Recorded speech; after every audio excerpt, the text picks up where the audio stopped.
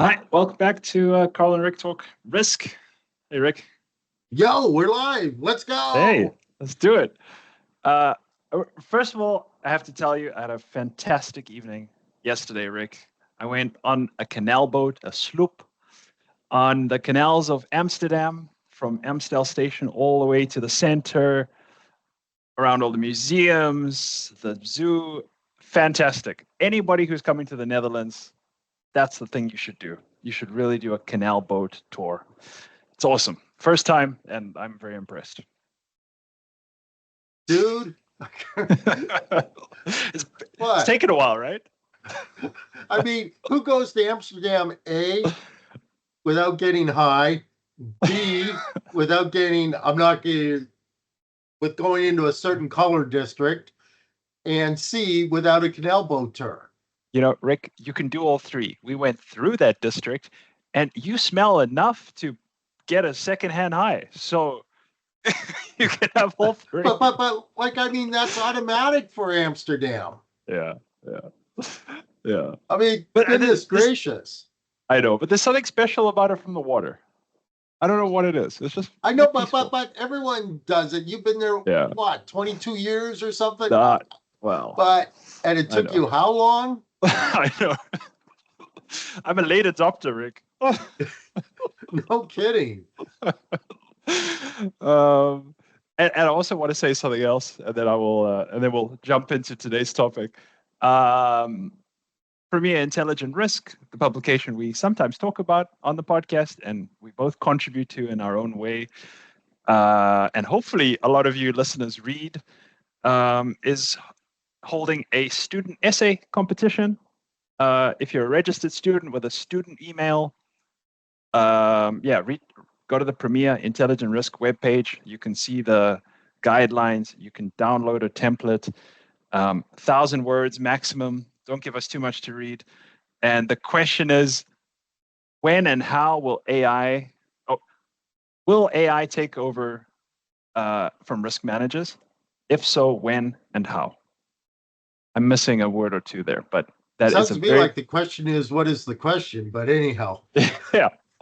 So we're excited to get your responses. The deadline September 15th, and the winner will be published in Intelligent Risk in November. So not too far away. So yeah, hopefully you'll look into it if you're interested. Okay. Uh, Rick, we have something really interesting to talk about. Something I think we've touched on in the past, but then once in a while you get a new article, you get a new perspective on something, and it's nice to revisit it. And so we've got, I think, two really good articles we read, and I'll include that in the show notes.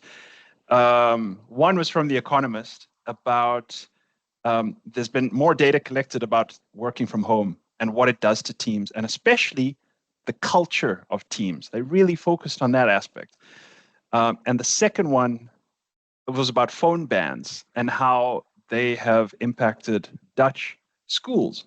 So we'll touch on that one a little bit later. But yeah, first, working from home. I mean, I've obviously all of us, most of us during COVID, worked from home permanently.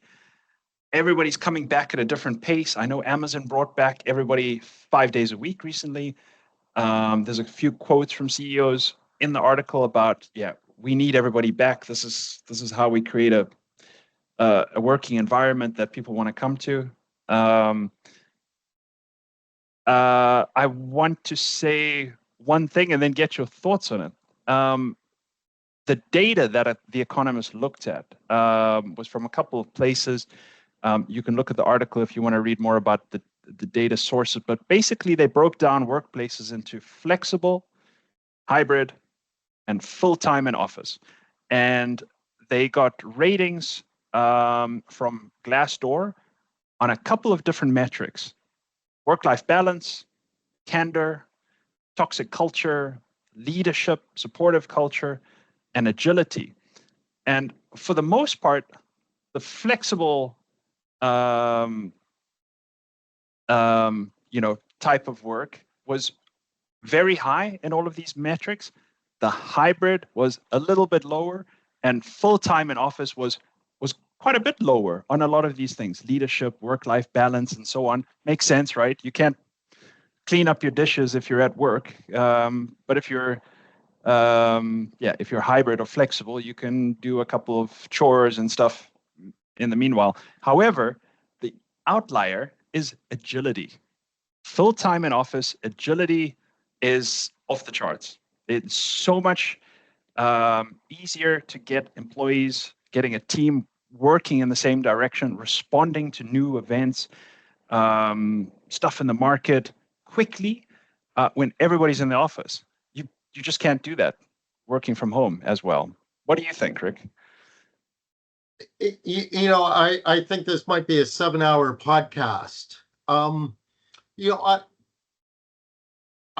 think that during COVID, we were forced into, obviously work from home. Duh.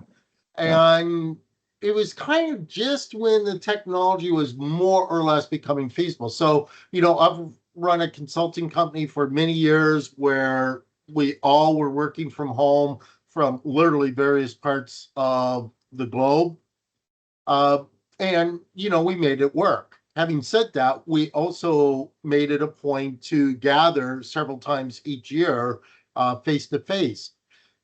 And during COVID, we had to do this whole experiment. And if you think back to the beginning of COVID, we're thinking, oh my gosh, how is this ever going to work? Okay, so there's a couple of elements that I think that a lot of people are missing. Okay, first off, during COVID, we knew everyone beforehand. We'd worked face to face with everyone beforehand. You and I could not do this podcast if we did not know each other beforehand in terms of face to face interactions. Or it'd be very different. Yeah. Okay. But during COVID, what we focused on the immediate and the urgent and the must be done. Okay. And so that worked because of one, necessity is the mother of invention. And so we basically invented new ways of doing things. Two, because we had prior experiences. And three, because most of what needed to be done in the moment was short-term, complicated stuff, not complex stuff, not longer-term, more strategic, not agile stuff. Yeah. Okay. So my concern now, and by the way, I see this in classes. Okay. So with classes, we went from face-to-face to online, and now hybrid is the new thing. But now that we're more or less several years removed from COVID, we've now got people working from home who have never met before. Okay, who have never done the face-to-face. They've only done the virtual connection. We've got younger people entering the workforce who have never worked in a physical face-to-face environment. Yeah. Okay.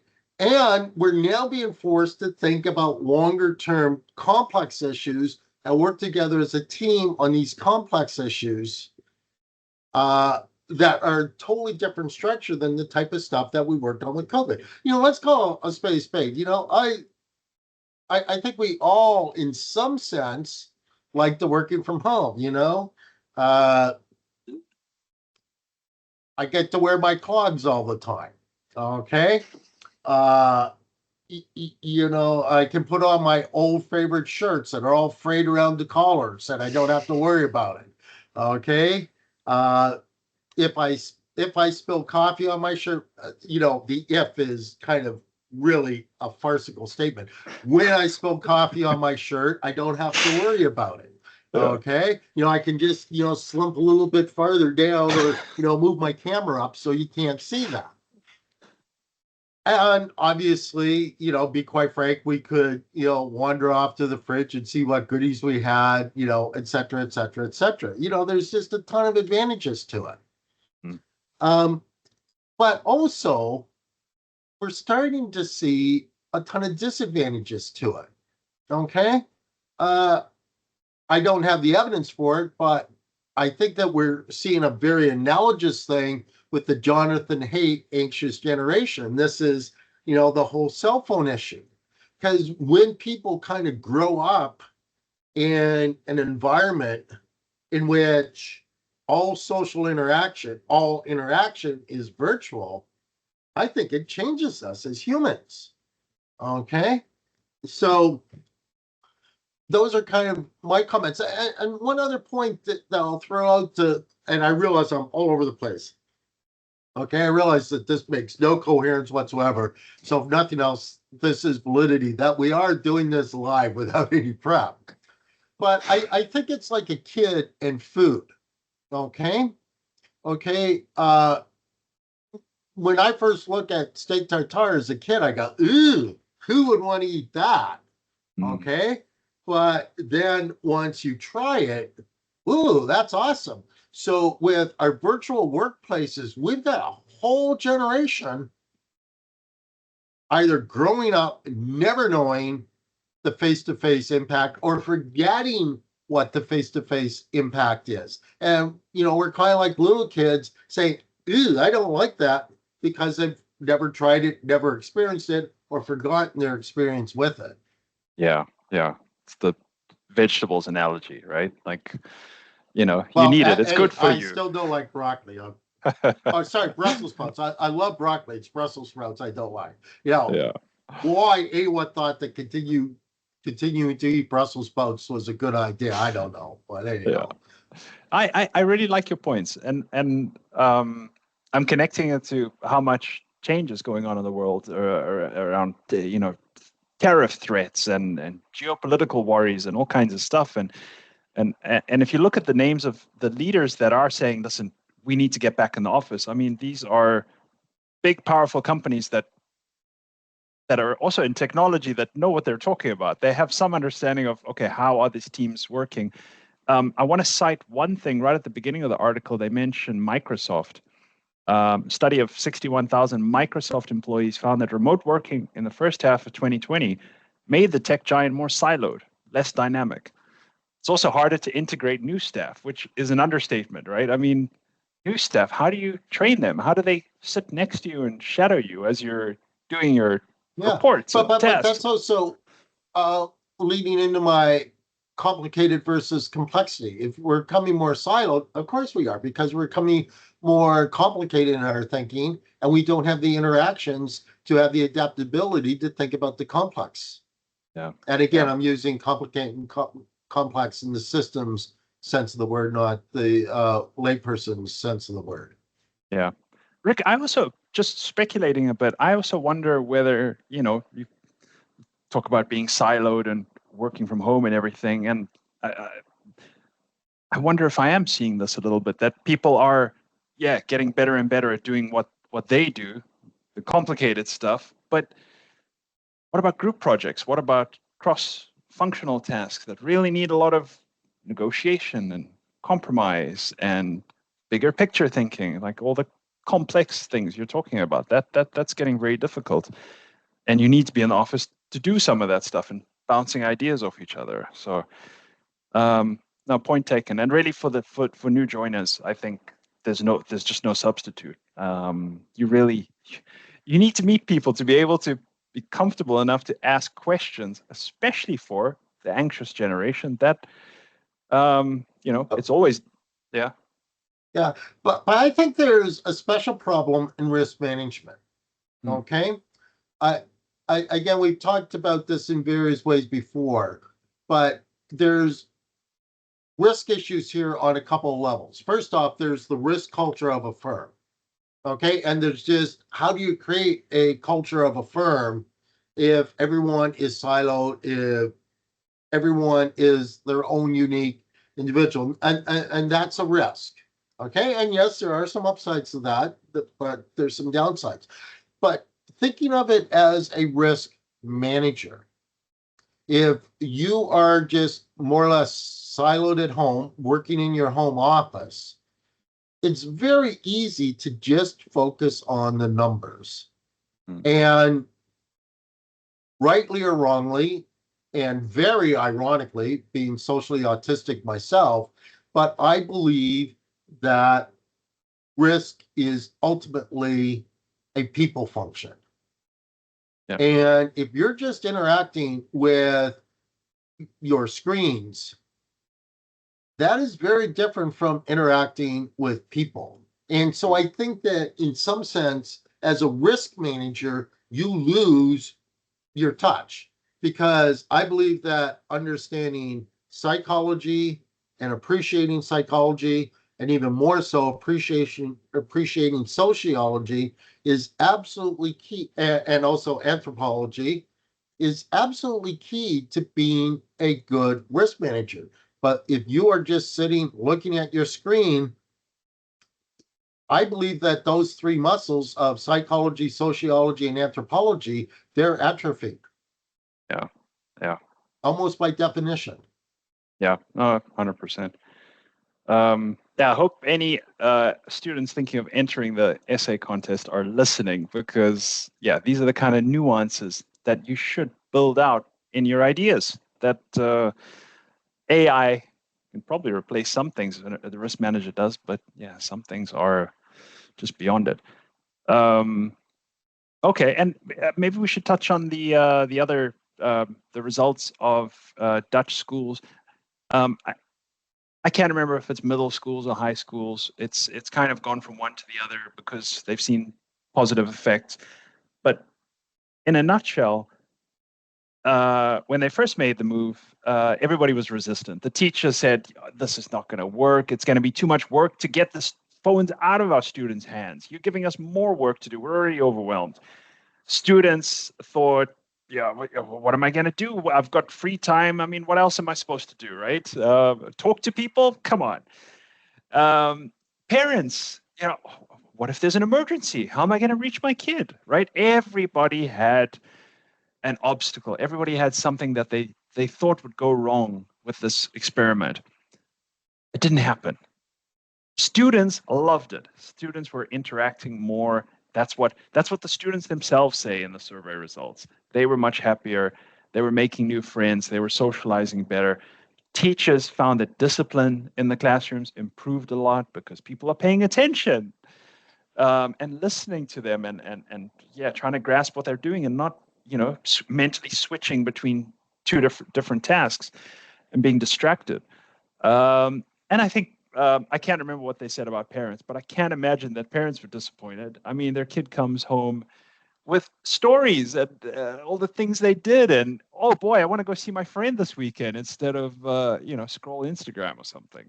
I'm being a bit dismissive, but it's been a very positive experiment. I hope, and I know other school districts in other countries are trying to do the same thing. So good on Netherlands for sticking with it, sticking with the Brussels sprouts or the, But, again, I think it's simply that we have a generation that has forgotten about the value of human contact. I'm sure that we've all made arrangements to go out with another party or other people, and we're sitting there saying, "Oh gosh, I just want to sit home in my grubby clothes with my tea, with my coffee stained shirt. Gosh, do I really have to comb my hair?" Obviously, that's not a concern of mine ever. But, do I really have to comb my hair to make myself presentable to meet someone? But then almost inevitably, we come out and say, "Wow, that was really fun. That was really cool. Like, I got out of the house, it wasn't just me and Netflix again. I had a real conversation. Ooh, cool. I spoke in real sentences, not just in emojis." And I really think there's some real parallel with what we are talking about earlier with the work from home. I truly do believe, obviously there's concerns about the environment with all the commuting, and commuting's a hassle. We get all that. The slight loss of flexibility is obviously a downside with going to the office. But we're forgetting about the human interactions and the joy of the human interactions and the ideas that we get from the true human interactions. And I think that that's what the kids are experiencing, because, um, for kids, particularly in junior high, they grew up digital. Yeah. They grew up virtual. Yeah. Okay. Everything's at scale. I think there's also something about all being in it together, right? As a team, you all decide, okay, we're going to make some rules and we're all going to follow them and we're all going to come into the office and we're going to see what happens and we're going to try this out. Yeah, that flexibility, everybody does what they want. Sounds great, right? It sounds wonderful. It's Peter Pan, right? You never have to grow up. You can just keep living in Never Never Land. But there's something about being agreeing to a set of rules and playing the same game, and seeing what comes out. It doesn't limit your options. It actually expands them because you're working together on something. You're not all working in different directions. Right. So, okay. Well, I don't have anything more to say on this. I think we've done a pretty good job of putting it all in one. I think it's time to say goodbye, except to say, hey, Yeah. go out, meet someone today. Go out and meet someone. Yeah, good one. Actually talk to someone face to face. Yeah, good suggestion. And but if you have a different thought on this topic, I think we'd really like to hear it. Obviously, there's some nuances we couldn't get into. It depends on what kind of team and what kind of company, and some of that is in the article. So you can definitely read it there and let us know. All right, until next time. It's been Carl and Rick, Talking Risk. Cheers.